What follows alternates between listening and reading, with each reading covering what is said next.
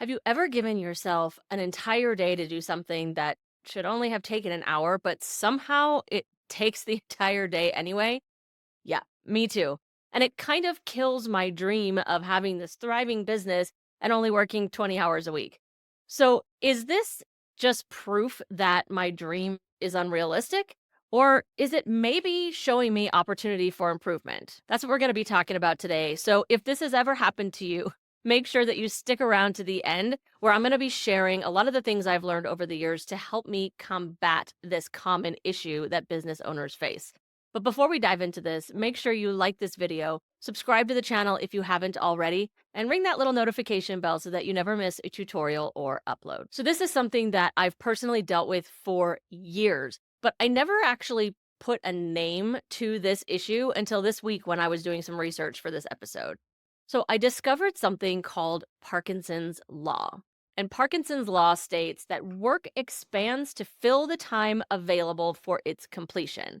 What that means is that if you give yourself a week to complete something that could be done in a day, the task is going to find a way to stretch itself to the entire week. And usually this is due to one of three things: either procrastination, that's typically my issue, unnecessary complexity of the task, or just a lack of a sense of urgency. And this can affect business owners. And personally, I think solopreneurs get it almost a little bit worse in a couple of ways.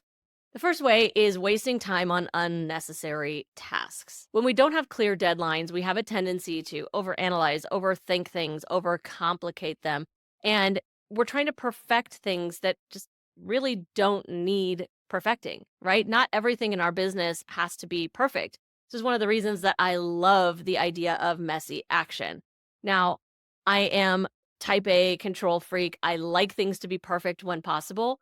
But over the years, I have really learned to lean into the fact that sometimes when we step forward in that messy action, what comes from that is so much better than the things that we spend time just over analyzing and trying to make perfect.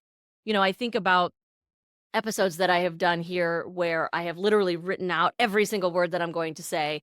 And even when I watch them back, I feel like, they feel a little stiff. They feel unauthentic, even though every single word that I had to say was something that I thought and I felt and I wanted to share. But when I let myself, kind of just loosely outline what it is that I want to say and then just let myself talk, yes, it can have a tendency to get a little rambly. And that's when you'll see me edit a little bit more to try to combat that.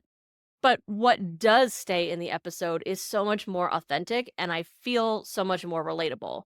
And this is true in so many different aspects of our business. I would love to hear some of the ways that you've found that leaning into messy action has actually turned into something so much better in your business than what you planned to overthink, if that makes sense.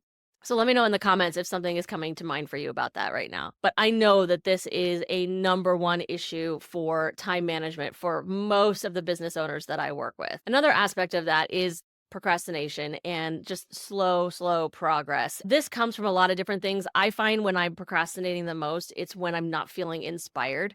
And this is where I feel like the concept of having a super strict schedule and a time blocked schedule, I have a love-hate relationship with that. We're going to talk about that a little bit later in the episode, but I feel like there has to be some level of flexibility there because we procrastinate because we don't feel inspired, but we can't force inspiration. So finding a way to balance that and make use of the time when we're not feeling inspired is key here. And then the third thing is the one that I have based my whole business on, which is inefficient workflows. I don't care if you are a Fortune 5 company or you are a tiny solo business owner that has just started out, you have inefficient workflows, period. We all do. I do. It's just our natural way of doing things. We don't stop to think about, and honestly, I don't think we should stop to think about the efficiency of a process when we're first developing it. But the problem comes in when we don't stop and go back to those processes once we've started implementing them in our business to say, okay, how can I make this more efficient so that it doesn't have to take up so much of my time? And this is where someone like me can come in and say, look, this, and this, you either don't need to be doing at all, see those unnecessary tasks from a few minutes ago. Or, yes, they need to happen, but you don't actually have to do them. Let's automate, right? So that's one of those things where, we all are going to have those inefficient workflows. It's natural, it's a good part of the process, but we need to always remember to come back to them and address them and improve them and make them better. So here are some tips and tricks for how I have been combating Parkinson's law before I even knew it was a thing in my business for the last few years. So we talked earlier about this concept of time blocking, and that is a technique that can be really helpful. But like I said, I have this kind of love-hate relationship with it because I feel like if I time block and say, I absolutely have to be creative right now, well, what do I do when I don't feel creative? I can't force creativity.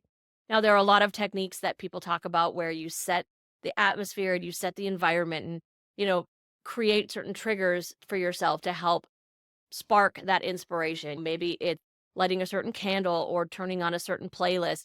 And sometimes those things work for me and they allow me to stay on track with my plan of being creative at that time. But what about when it doesn't work? That's when my procrastination rears its ugly head every time. In fact, this episode right now, I was actually supposed to be writing and planning yesterday, but I just wasn't feeling it. And I found myself procrastinating like crazy and doing a whole lot of nothing, to be honest.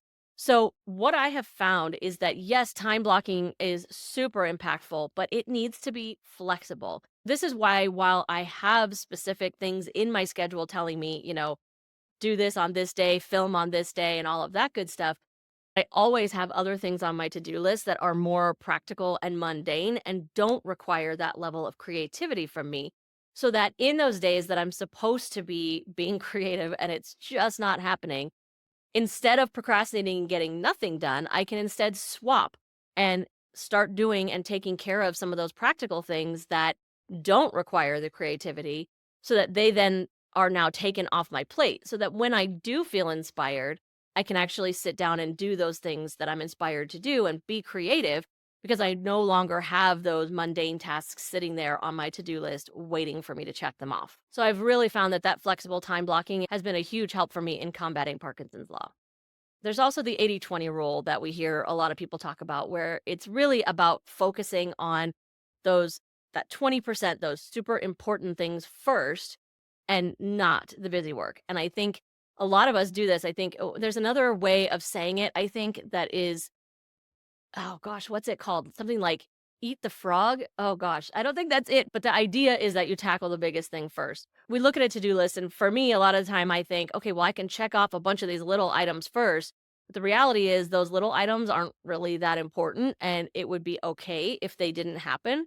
So realistically, the best thing for me to do would be to tackle that super important thing first, even though it's a bigger chunk and even though it's going to take more time and more focus and more energy because if it doesn't get done, it's a big deal. Whereas if those little items that I can maybe check off real fast don't get done, it doesn't really matter. I used to tell myself that I thrive on panic and chaos and, that last minute scramble to get things done.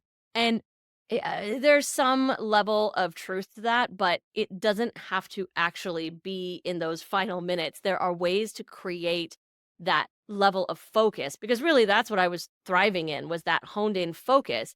And once I learned that there are other ways to trigger that focus, things got so much better. And I'll talk about that at the very end. But the second to last tip that I want to talk about is batching and automating your work. And this goes along with what I was talking about earlier when we're talking about our inefficient workflow.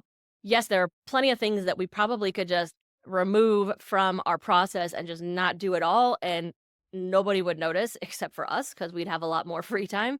But there also is, like I said, the ability to automate so many of those things so that they still happen, but they don't need to interrupt other aspects of your life. When there are those repetitive tasks that do actually need to happen, that are going to make an impact, finding ways to automate those things to any degree is going to have a huge impact, not only in the time that you spend, but just how you feel at the end of your workday. And the most impactful tip that has worked for me is setting artificial deadlines for myself. This is something that I learned back when I was working in an office in a corporate setting.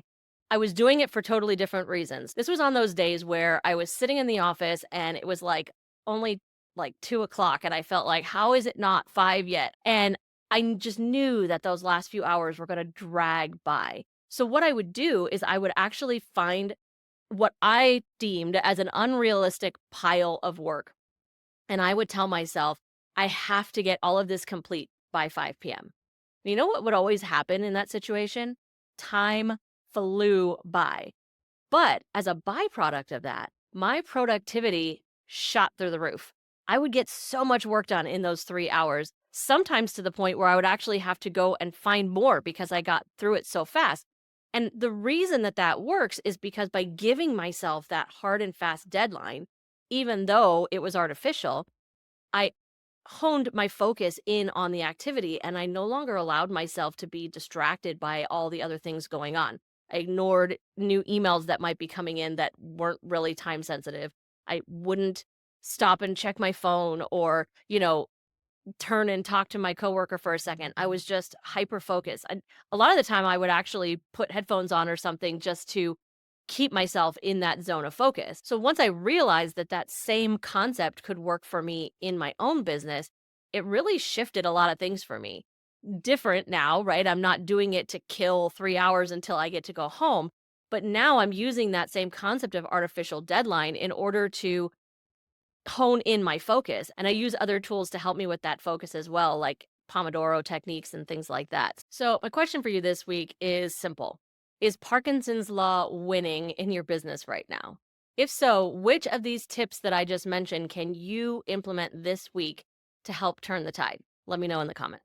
I hope you liked that video and more importantly, that you found it helpful. If you did, please consider subscribing to the channel and sharing it with a fellow solopreneur. And make sure you check out the description for links to how we can connect and maybe even work together.